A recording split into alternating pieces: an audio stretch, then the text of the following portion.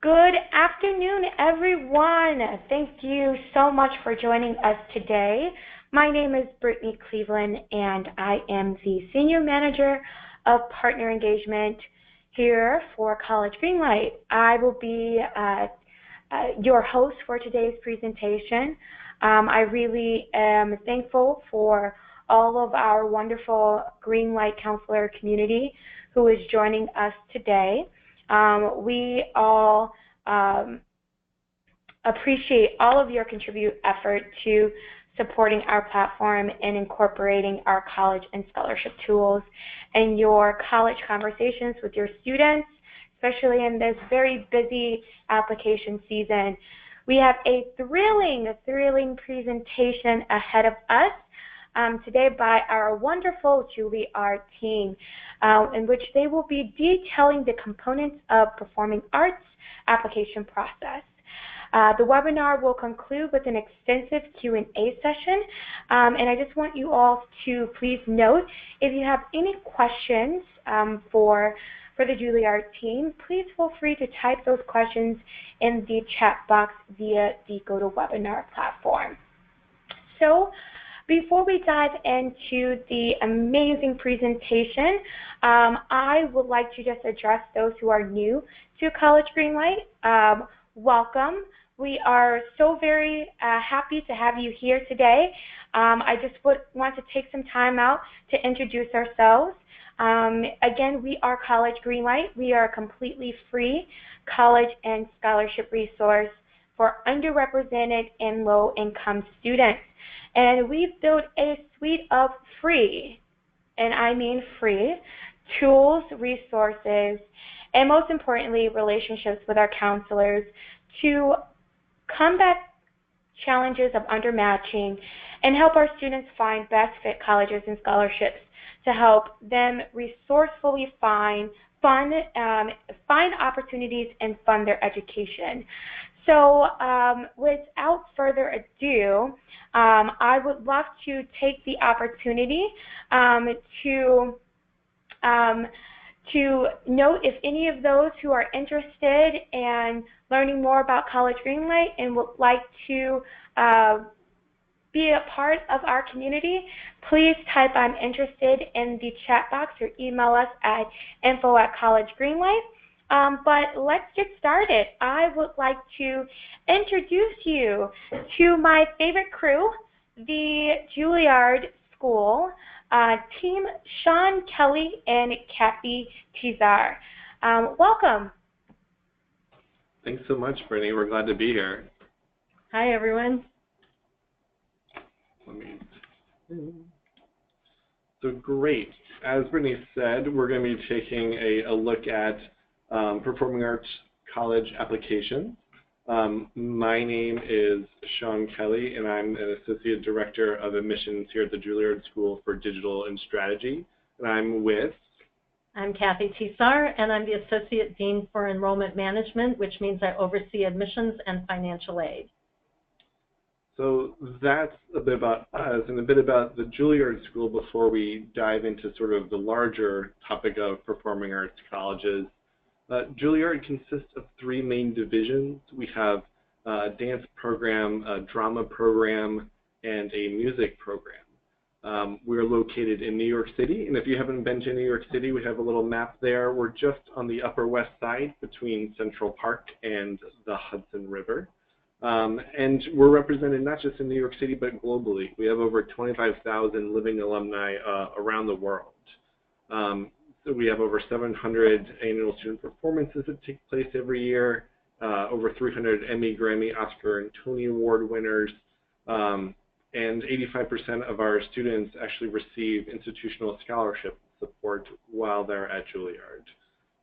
In terms of the performing arts world, we are a conservatory, which generally means that we're more selective in who we accept every year for the study of the performing arts. So that's the conservatory side. I'm going to have Kathy actually explain how that fits into the larger ecosystem of performing arts colleges. So sometimes we refer to our performing arts admission as separate from regular college admissions. So if I say regular, it means anyone who has the process you're more accustomed to. If we start at the highest level, you have the types of schools, and there are different types of schools in which you can focus on the performing arts.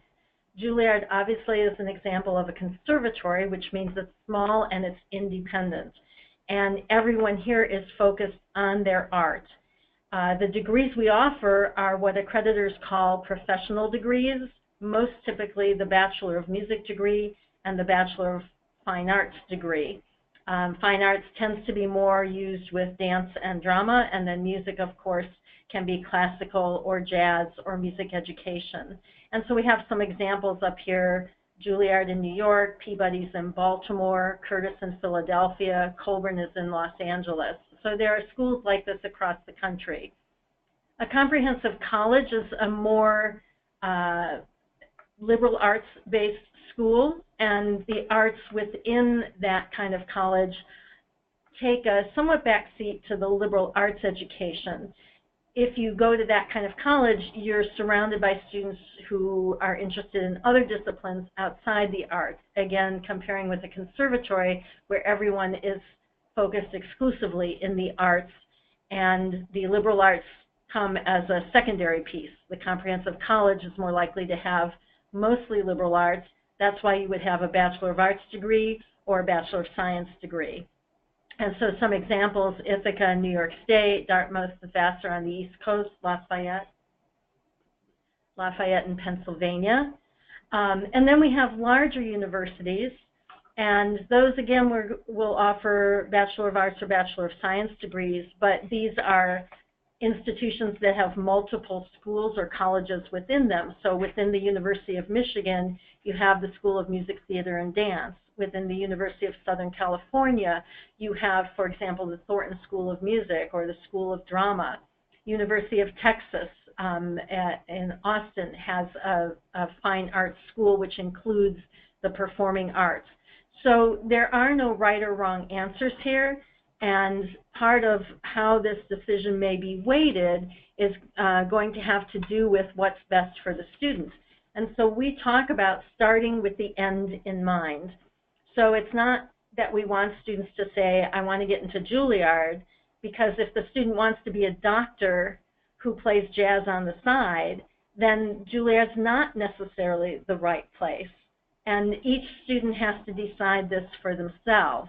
You know, do they want to get to the professional level in the arts? Do they want the arts to be one of many interests in their lives? Or do they want a career that's, you know, sort of tangential to the arts? I mean, one of our graduates here at Juilliard is a surgeon, but he works with musicians. And so that's an incredible combination of what he learned at Juilliard and what he learned in med school.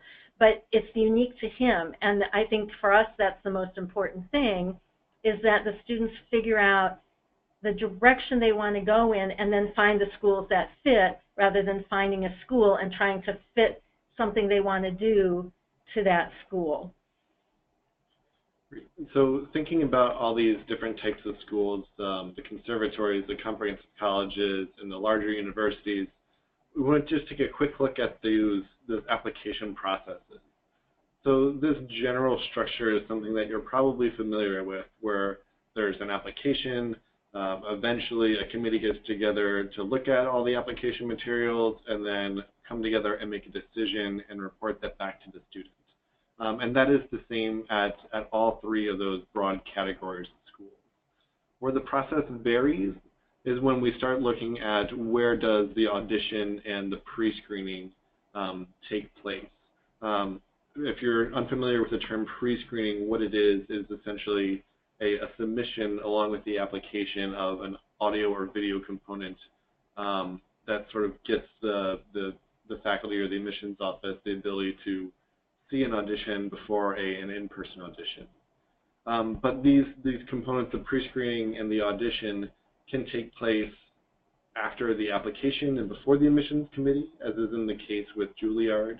In some larger institutions, the audition doesn't take place until after the admissions committee meets and wants more information about the student, whether or not a college would sort of go to bat for that person to be entered to the university. And then the audition could also take place once a decision has been made and the student matriculates to the actual school, and they could have an audition at that point to have them be placed into the Performing Arts College. So really, if you think sort of the continuum of where the audition lies, that also can provide a glimpse as to the type of training that could be provided at these schools. But pre-screening and audition really are two very particular kinds of application materials. I'm going to hand it back over to Kathy so she could talk about how it fits in sort of the larger picture of all the materials that I'm sure you're used to interacting with. So we put together a slide that shows some of the many materials, and as Sean said, a lot of these are going to look familiar. Students need to write an essay or essays. They typically provide recommendations. They have to request transcripts from their schools. There might be test scores included. Performing arts, especially performing arts that are the focus of the education, such as small conservatories, are less likely to require ACT and SAT. However, if a student's applying to a school within a large university, they might have to do the ACT or the SAT. The others tend to be for people who are not native English speakers, and Juilliard and our peer schools look at whether or not English is the native language. So the country of origin is not the question when it comes to English language. I know I'm kind of doing this backwards, but I actually have a reason for that, and that's to work back from the things you're used to the things that are maybe unusual. So pre-screening with the arts, it's a way for schools to manage the number of applicants coming in person. For instance, if we have 2 days of auditions, we cannot hear 500 people. It's too many. And so pre-screening allows us to decide who gets invited. And although it sounds kind of odd, the benefit for the applicant is if they're not invited based on pre-screening, they can focus on other schools and not spend time and money auditioning for a school where they're not adequate. But in the case of Juilliard and a lot of our peer schools, this decision is made after they apply. So in other words, you don't send a recording and say, tell me if I should apply or if I can get in. You have to apply, submit the materials, and then the school determines if you can take the next step. That next step is the audition, whether it's drama, dance, or music. Each school will have its own process, and so this is where the students need to be very careful in doing their research to see what is needed.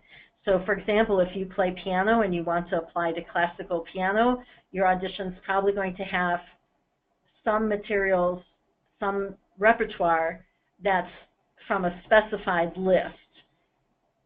That's so that the faculty can evaluate the applicants kind of across the same criteria.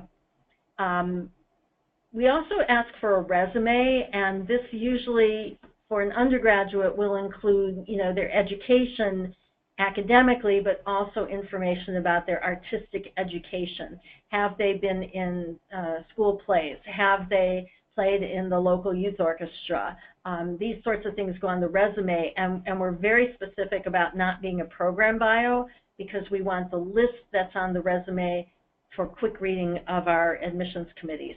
So these are, in general, the materials. There might occasionally be other materials. Again, each school will have that on their audition and application requirements.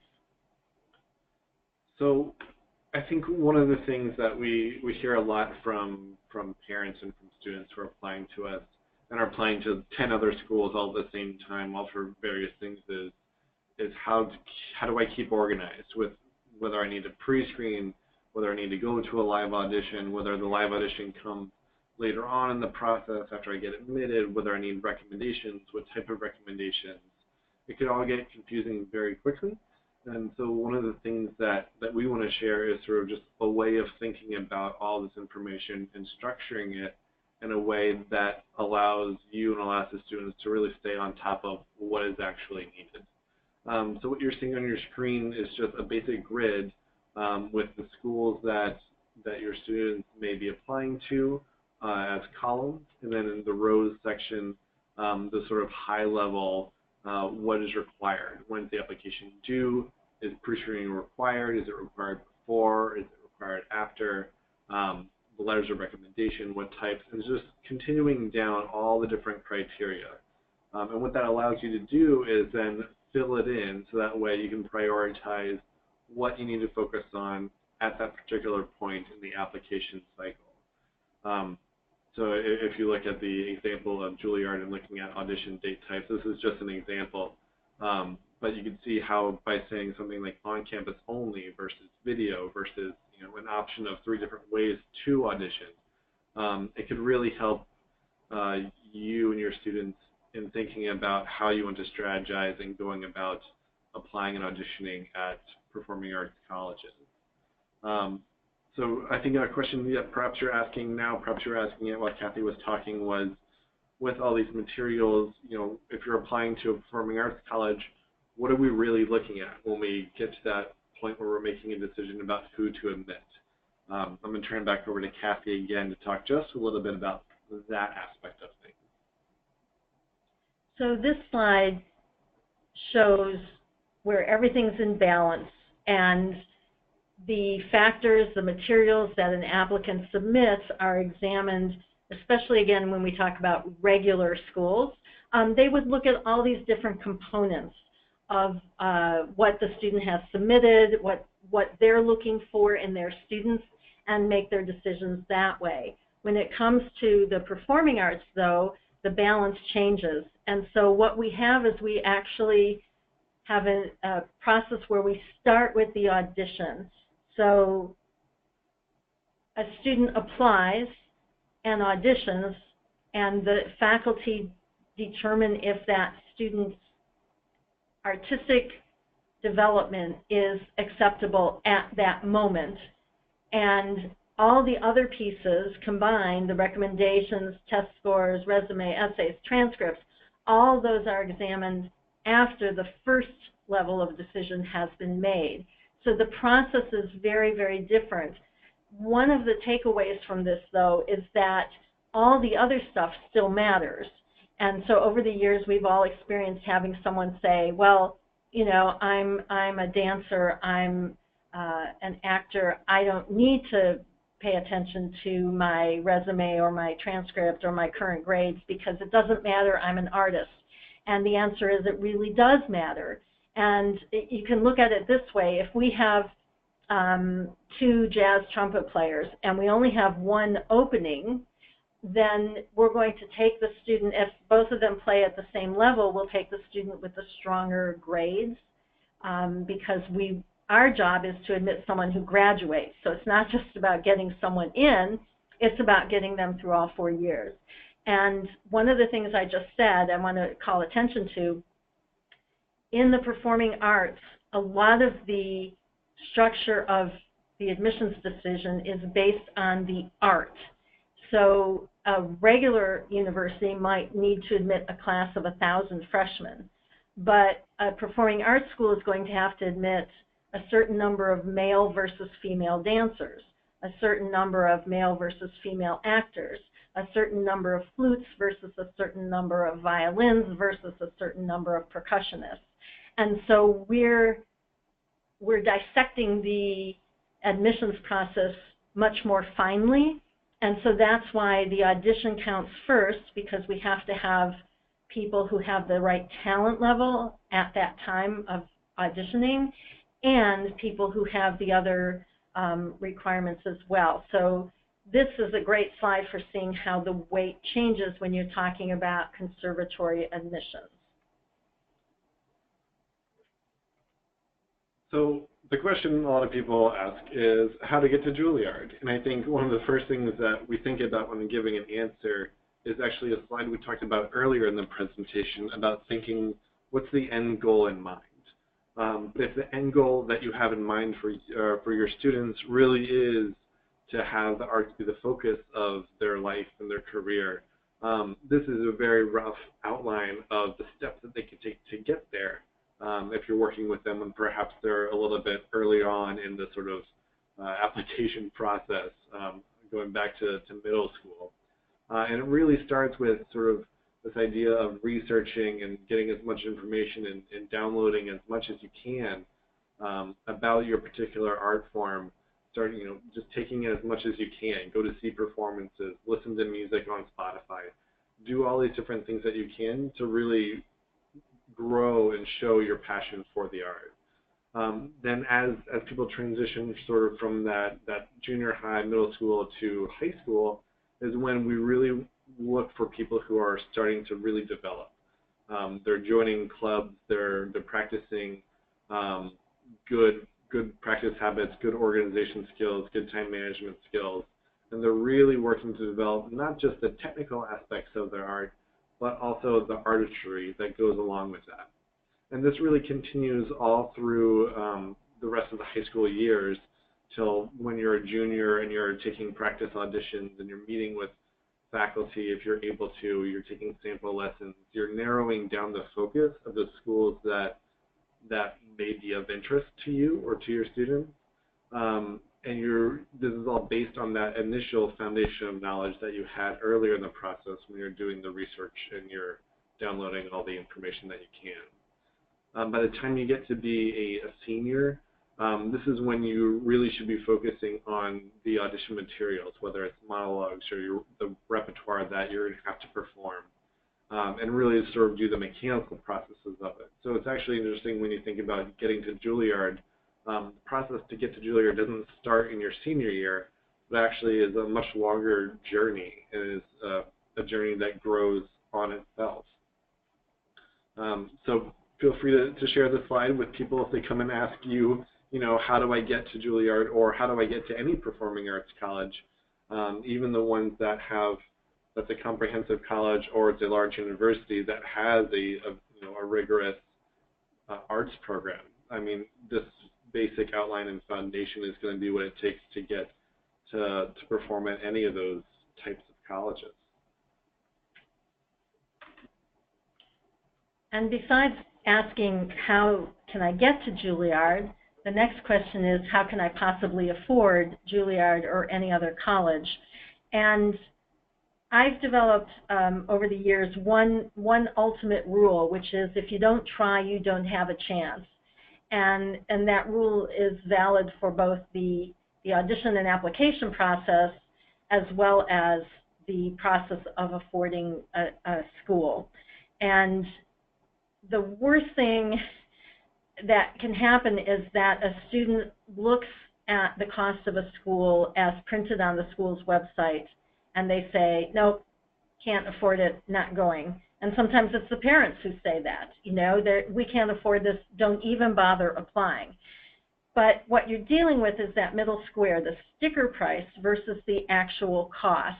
And here's the second rule, which is that we as a school cannot ethically offer any student any kind of scholarship or aid unless they've actually applied. And one of the things that comes up a lot in performing arts is, one of our teachers, let's say, a dance teacher is giving a class in a different city and they see a very talented student and they say, I want you to come to Juilliard. That is not an offer of admission because the student hasn't yet applied and the teacher is not the admissions officer. And so until a student has actually gone through the application and audition process, A, they can't be admitted, and B, they can't be offered scholarship and financial aid. So on the front end, the student needs to apply. And on that topic, we want to make sure that no student declines to apply because of the cost of the application. At Juilliard, the application fee is $110 for our music program. It's yeah. And so that's a lot of money to someone who doesn't have much money. We grant hundreds of fee waivers every year because there are students who need those fee waivers in order to be able to apply. So whether a student has an SAT or ACT waiver or needs to actually send us a letter or has some circumstances that can be documented, we want all the students to know it's not about the application fee, it's about the application. And so it's important to know that most schools, at least our peer schools, have this process. We want you to apply if you feel that this is a school you're interested in. So you apply, you audition, you are admitted, Then you can find out what the actual cost is. And I'm sure you know from your counseling that a lot of schools are sending out their offers of admission by about April 1st, and the students don't have to respond until May 1st. So there's a whole month in there where the family can sit down and compare all the costs of the different schools. We get a lot of phone calls where someone says, "Hi, I'm interested in applying to Juilliard. Can I get scholarship?" And the answer is we don't know. We don't know. We know we offer about 85% of our student body has scholarship, as opposed to financial aid from either the government or the state. So there are lots of ways to make the school affordable, and once you apply, these ways will make themselves known to you, either in an offer of financial aid from the school or just in receiving your list of costs and figuring out what it's going to take. So we recommend that students take that period in April to really look at the offers that they have from the various schools and to make a decision that's wise for them, but never to let either the cost of the fee or the cost of the school stop a student from applying at the beginning.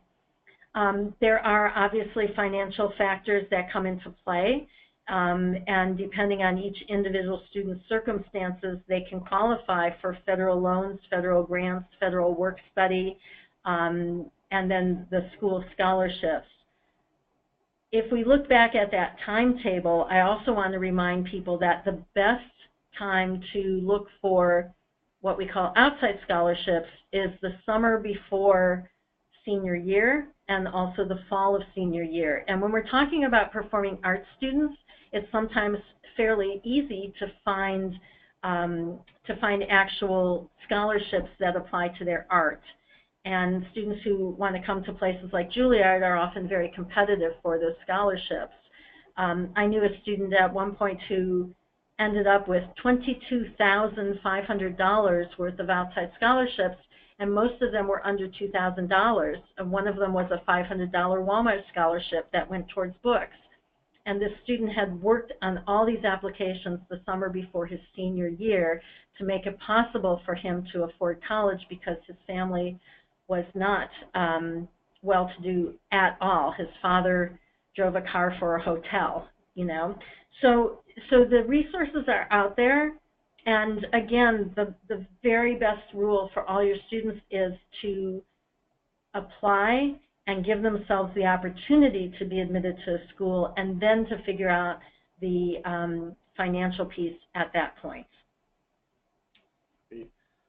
So right before we wrap up and get to the questions, which I think are going to be the most valuable part of this, is to really hear from you and respond directly.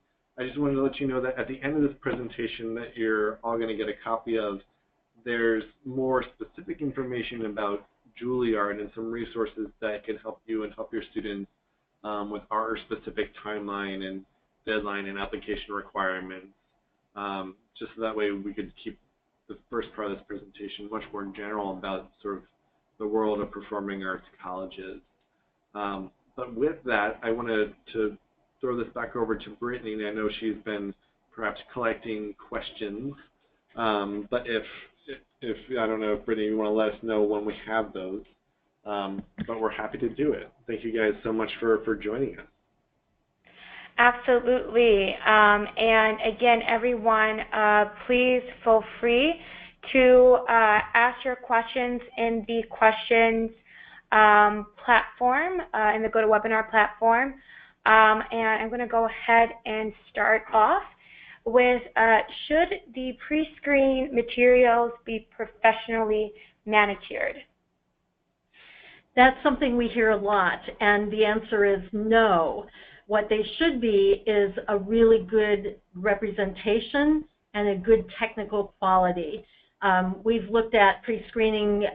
Some students do it in their teacher's living room. Some students do it at their church. The main thing we advise is to play back, listen to and watch what you did if it's video. Make sure the quality is good. And if you're a student working with some sort of coach or teacher, for example, if you're a dancer, have someone from your dance school, one of the teachers, look at the video or have your flute teacher listen to your recording to make sure the quality is good. But please do not spend money getting a professional grade recording. No school that I know of requires that. I mean, from a technical perspective, it's really as simple as an iPhone or any type of smartphone. As long as you're able to hear clearly or see clearly, that's good enough for, I think, every performing arts college out there. Thank you, guys. We have another question. Does it matter whether the student auditions at Unifields, I think this is spelling, but or at the school itself? So for people who are at Unified auditions, a lot of dancers and actors participate in those. For Juilliard, we don't participate in those. So we do regional auditions, and it does not matter whether you're seen on the road or if you're seen on the school itself. And I think that also extends to other performing arts institutions. If they're at the Unified auditions, they're there because they're looking to make decisions based on what they see that day. There's not going to be a super large advantage of auditioning there versus auditioning elsewhere. Again, I think we're in the opinion of, and I think our colleagues are too, that we want to make it as convenient for the applicants as possible. So if they're at Unified auditions in Chicago and you live in that general area in the Midwest, if it's easier for you to go there, that's much more preferable to flying across the country and spending thousands of dollars on hotels and airline tickets to go to the actual school to the audition. That being said, I think it's important that you understand sort of the vibe of the school that you're going to, and if you have the opportunity at some point, not necessarily the auditions, but at some point you should go to the campus and take a tour, talk to people there, and just get a sense of the vibe, because I think that will be helpful in your decision making down the road. I will also add that in regular schools, often an applicant visits the campus after they've been admitted to do what Sean just said, which is to get some sense of the vibe of the school and whether you fit. We would strongly recommend that if you are very interested in a school and you can only afford one trip, that you use that trip for the audition, not coming later. Although we do have a program here at Juilliard where students who've been admitted come back to visit the school. We know the cost is often prohibitive, again, plane fare, possibly a hotel. So if you're going to save your money and visit the school, do it for the audition. Thank you. Regarding institutional scholarships that Juilliard offers, are there any citizenship requirements to be eligible for these? No, there are not. So our institutional money is ours, and we have actually about well over 500 named scholarships. So typically someone who's awarded institutional scholarship will learn that the amount is made up of several different named scholarships, but those are ours to distribute as we like. Is any sort of financial aid/fee waiver given to students for audition travel costs? Typically, no. The only exception to that might be a finalist for drama auditions, and that's only for finalists because they have to come back a second time. So no, for that, we're not able to help. Although I do think it's a good sign if you are coming to a live audition, considering the majority of our music program, at least, is pre-screened. So that does take place remotely. And if you are invited to a live audition, it actually is a good sign that you're, in the top X% of that instrument and being invited to the campus. And do you guys know of any students who may have difficulties with the travel costs? Do you have any examples of any students who have clever ideas of how they funded their costs of travel? We see all sorts of clever ideas all the time.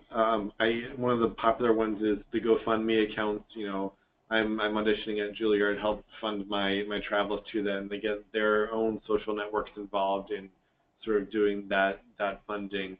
We see people, you know, put out feelers to see who else in their general area is auditioning and work on carpooling and caravanning. We've seen a lot of it, a lot of people pulling their resources to actually get to the audition. And with our music program being highly pre-screened and with our dance and drama having regional auditions, generally we find people are able to come to one of those locations without too much trouble. And I think this is also an excellent opportunity for a student to find a local sponsor, because the investment for the audition is so manageable. And my advice is always to have a very specific budget. So for example, if I'm a student in Salt Lake City, I can put together a budget saying, okay, round trip airfare is going to cost me $600, and 2 nights in the hotel is going to cost me whatever, and food, you know, $50 a day or whatever it is, add it up, and then take it to the local Kiwanis Club, take it to your church, take it to, you know, different organizations that you might be connected to see if that budget of, say, $850 can be funded, because that's the sort of thing that's very doable for an organization. And the fact that the applicant has put together a realistic budget shows that this was a good investment, as opposed to simply saying, I need money, give me money. I don't think that's showing as much diligence as it is to have a budget and to say, I need this much to take this opportunity to audition for Juilliard. So we encourage people with all kinds of creative ideas all the time. I also would say, if you're looking at going to a school, I would reach out to the admissions office, because a lot of the times, you know, schools have relationships with hotels in the area of the school or where they're having auditions. And we have a partnership with a hotel here in New York where we offer a blanket 15% discount on the best available rate. So those things are things that could help. So I encourage a conversation with whatever admissions office you're traveling to. And I would also like to share one of our audience members' piece of advice, Glennis. He mentioned Amtrak will also give half off on train tickets for college visits. So it's a piece of good advice for everyone in the room. All right, the next question is, how many applicants apply to the drama program for a class of what size? We have approximately 2,100 people apply to the drama program every year, and we look to yield a class of 18 folks, and that's split between both MFA students and BFA students. In other words, the odds are tough, but the bottom line again is, if you don't apply, you don't have a chance. All right. Will the student know the same day of the audition if he or she makes the next level? So for the answer to this question, I think depends, at least for Juilliard, on what major the student's applying to. For our dance and drama programs, you'll have a good sense of it on the day whether or not you're continuing. Our dance program has a series of callbacks. There's 5 sessions throughout the day, and you have to be invited to continue on that route. So if you're not called back to a session, you can reasonably conclude that you're no longer under consideration. And it's a similar thing for our drama program, where everyone does their audition, and then about halfway through the day, there's a notice of those who are called back. And if you're not called back at that point, you could also conclude that you're no longer under consideration. For our music applicants, it's a bit different. Some of our departments have callbacks, and so you'll know that day whether or not you're still under consideration. Our jazz program, our voice program, our master's level historical performance program, they have callbacks, but most of the other majors don't. So you'll come in, you'll play the audition, you'll pack up, you'll leave, you'll go home, and you will look to have a decision out to you by April 1st. And then that will be the point where you'll know whether you've been admitted or not. Is there any advantage to earlier audition dates versus later, or is it a myth? It's pretty much going to be in one time frame. Typically with performing arts schools and specifically with music schools, the application deadline is December 1st, which allows the schools to do their pre-screening, decision-making in December and into January, and then auditions are pretty much January, February, sometimes going into March a little bit. So there's not really early decision when you're in one of these focused performing arts programs. If you're applying to a university, that might be a different thing, but the performing arts, no. In fact, it's the opposite. It might be, for example, here, if you're a violinist, we have 5 days of auditions, Monday through Friday, 1 week, that's it. So it's not going to matter which of those 5 days you come to in terms of any kind of advantage.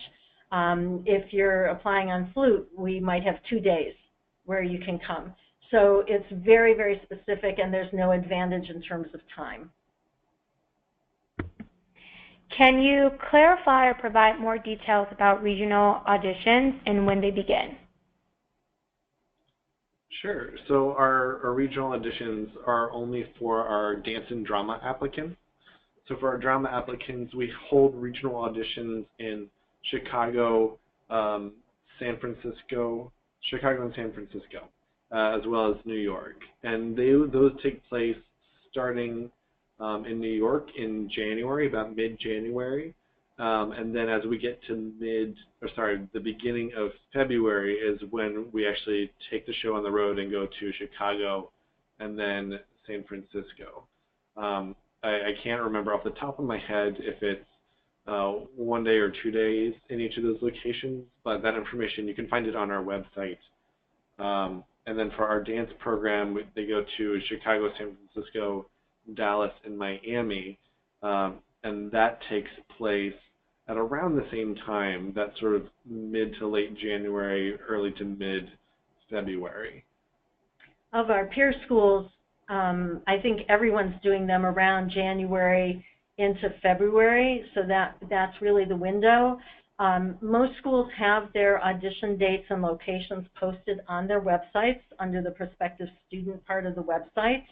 And depending on the school, they might have different processes for signing up or indicating a preferred audition date, but you have to get into the application itself in order to do that. So it's under that same heading of if you don't apply, you won't know. But for a student who does want to apply and audition at a regional site, we recommend applying sooner rather than later because sometimes regional sites fill up and then you won't have the option anymore. So that would be our best advice there. For the drama audition, does the student need to sing or is it optional? If so, how many bars? So we ask that our drama students prepare one classical, or they will do a classical and a contemporary monologue. Not everybody will sing. You should be prepared to sing 16 bars, but it's really so that way the faculty gets a sense of your voice and sort of the timbre of your voice and how it moves, more so than, is this person going to be a professional singer? Some of our current acting students who were admitted to the program got in by singing Happy Birthday. So it can really be that simple, and it can really be that short, just 16 bars, just so the faculty gets a sense of how your voice moves. And does pre-screening only apply to international students or for all? It varies considerably both in our school and with other schools. So for example, dance applicants are not pre-screened unless they're international. Same with drama, they have to pre-screen, and that's really for the benefit of the applicant because it's such a long way to come. But then there are also different requirements depending on the different majors. So it's possible, for instance, at Juilliard, we do not screen organ majors. That's mostly because there are so few, and it's possible to hear all those who apply. Larger areas will pre-screen. And those requirements really do vary by school. So again, I'd refer you guys back to our little getting yourself and your students organized chart to keep track of whether or not the major at each school that your student's applying to is pre-screened or is not pre-screened. And an interesting question from Rebecca. So she thanked us for presenting in a webinar that was counselor facing, but she is curious, do you all offer any student-facing presentations regarding performing arts colleges in Juilliard?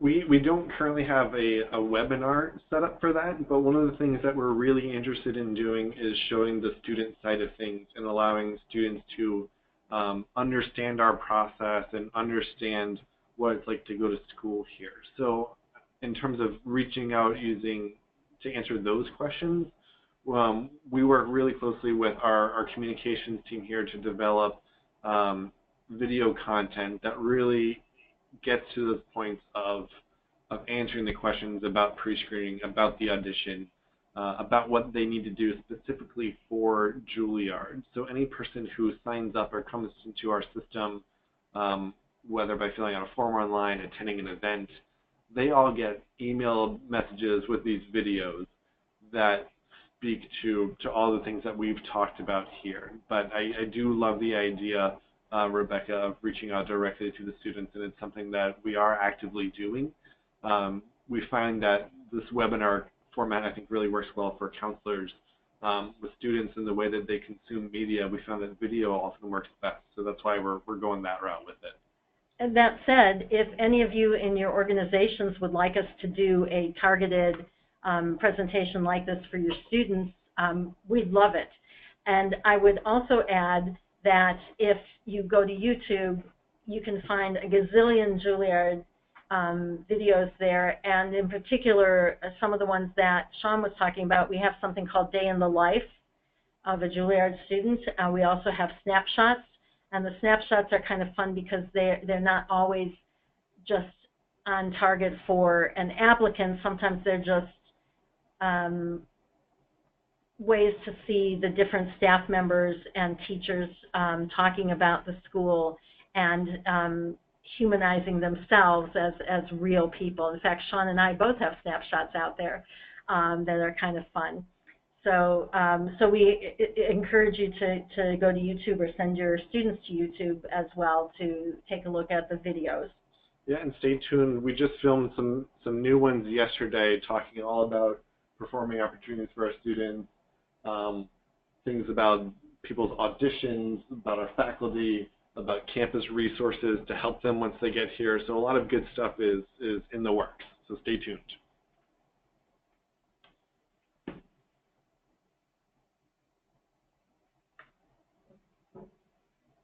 Brittany?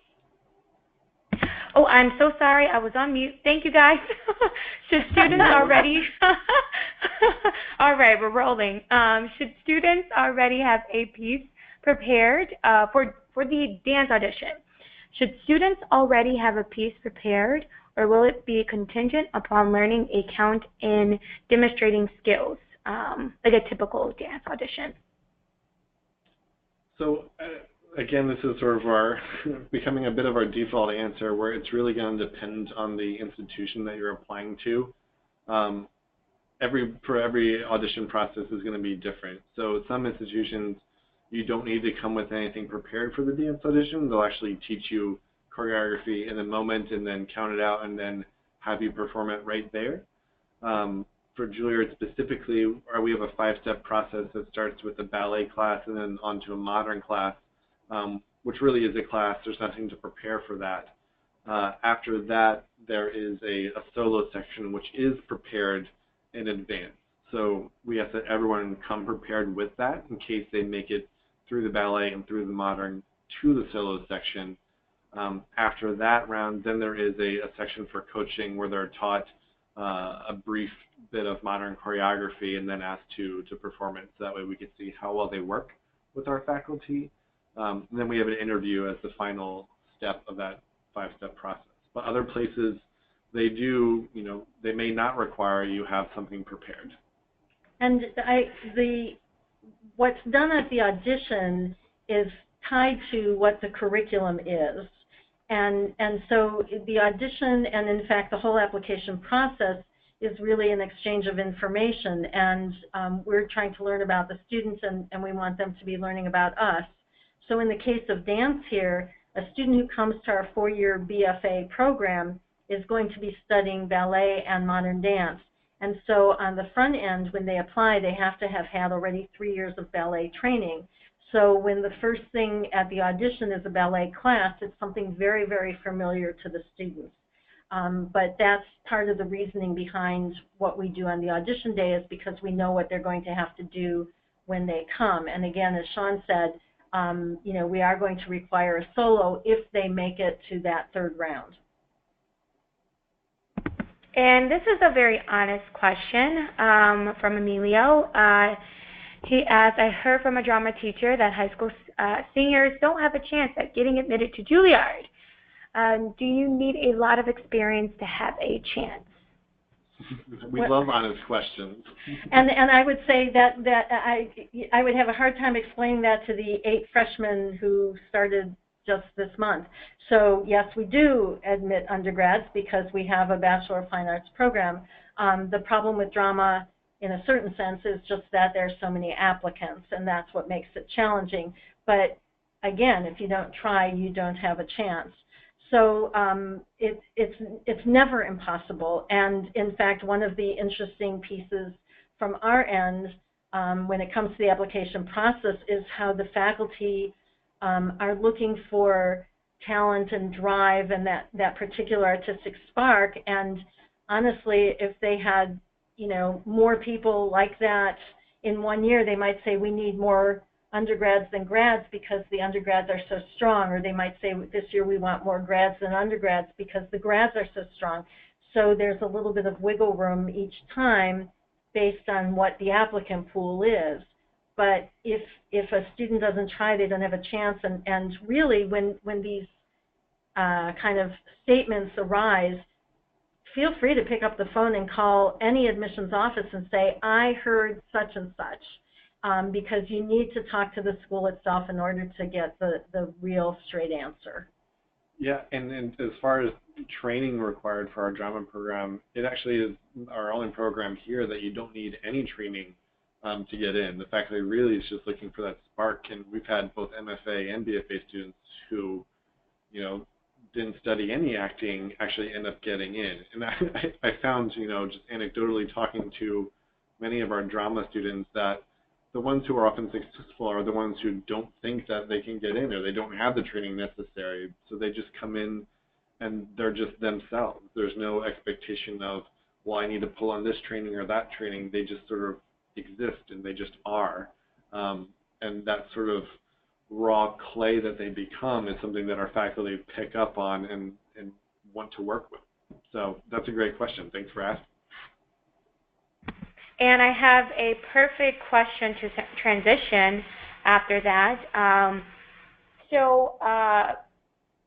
The question is, what is your most favorite admission story about one of your applicants who encompass grittiness and just overall overcoming challenges?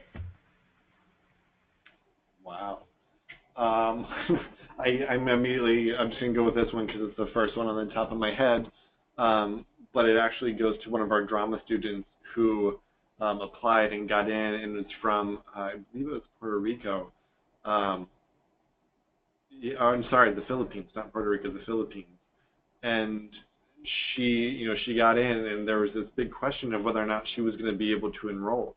So was actually one of the people who did one of the things we talked about earlier, where she started this crowdfunding campaign, and it just took off. I mean, she started raising money from everyone back home. A couple of media outlets picked up on her story, and she was really just doing all of this herself. And so sort of that chutzpah and that grit to actually go after and sort of, you know, make the dream come true is, I found really inspiring. And my favorite story is the one I alluded to earlier. This young man he played flute, and it's very hard to get admitted to any school on flute because there are so many very, very strong flute applicants. And he knew, you know, his dad drove a car for a hotel. His mom was a part-time aide at a high school, and he knew it was going to be really, really hard, so he applied to 9 schools. He did all those outside scholarship applications. He got $22,500 worth of outside scholarships. He got into every single school because he was, talk about drive, and he also had a medical condition, so he had to take constant medication. But he had this drive, and he got into these schools, and he actually got a full tuition scholarship where when he was admitted. And that young man finished his undergrad degree, got a Fulbright to Europe, and then got a second award once he was in Europe from a European association.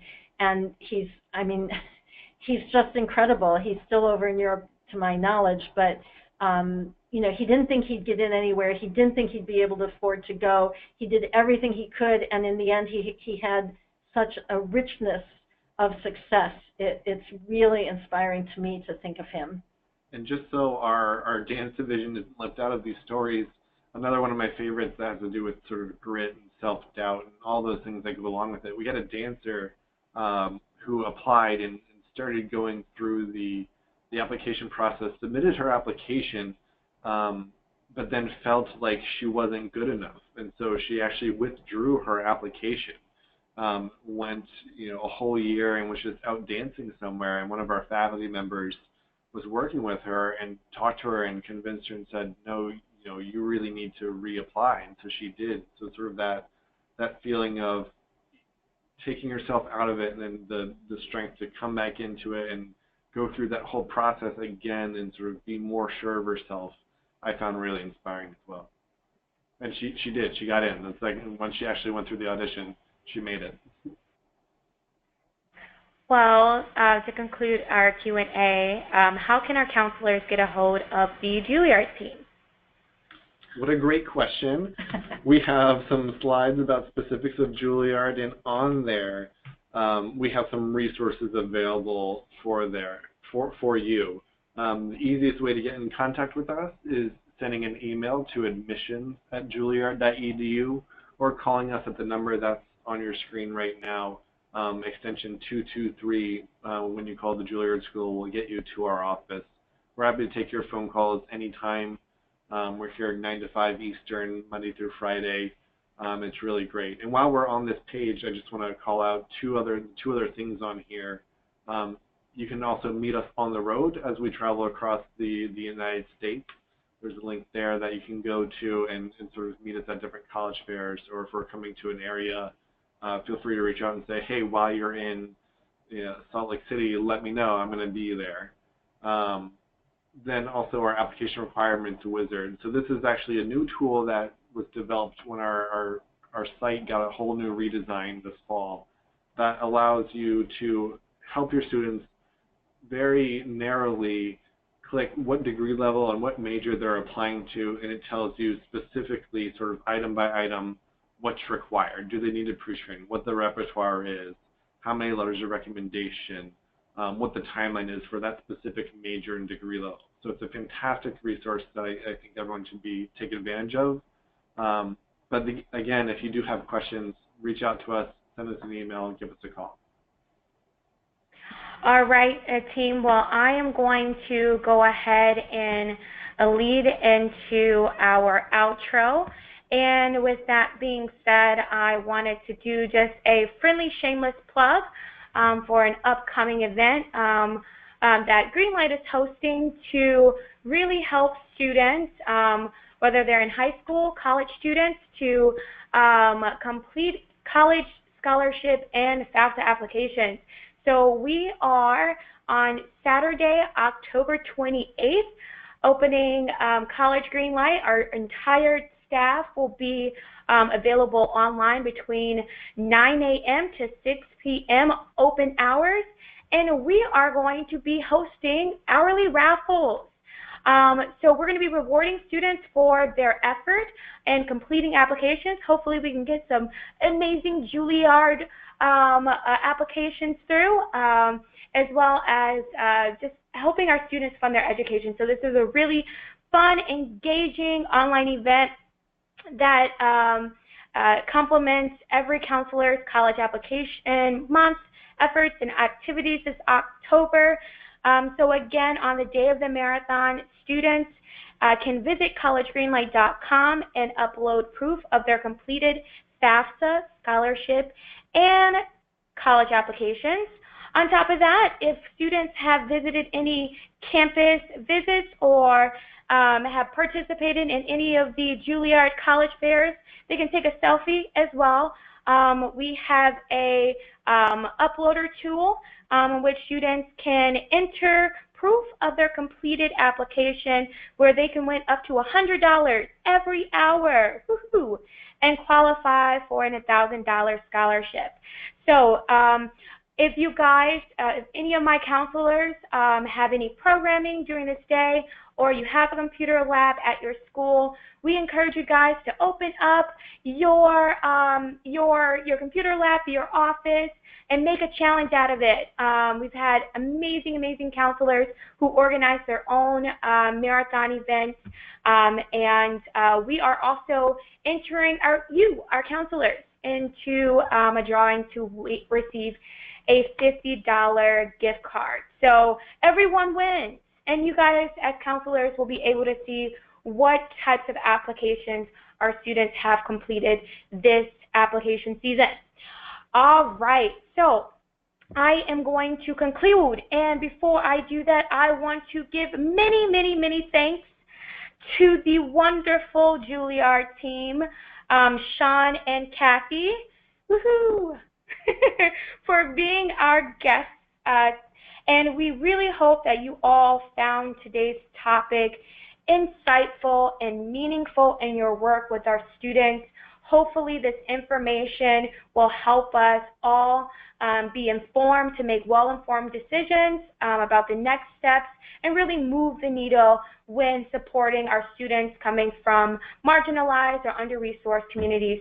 So thank you again for being a part of the Greenlight community. Thank you again for showing interest in Juilliard and their wonderful presentation. Please, guys, let us know if you would like us to send any more information. We will be sending over a recording of today's webinar, and we will also be sending over the slides.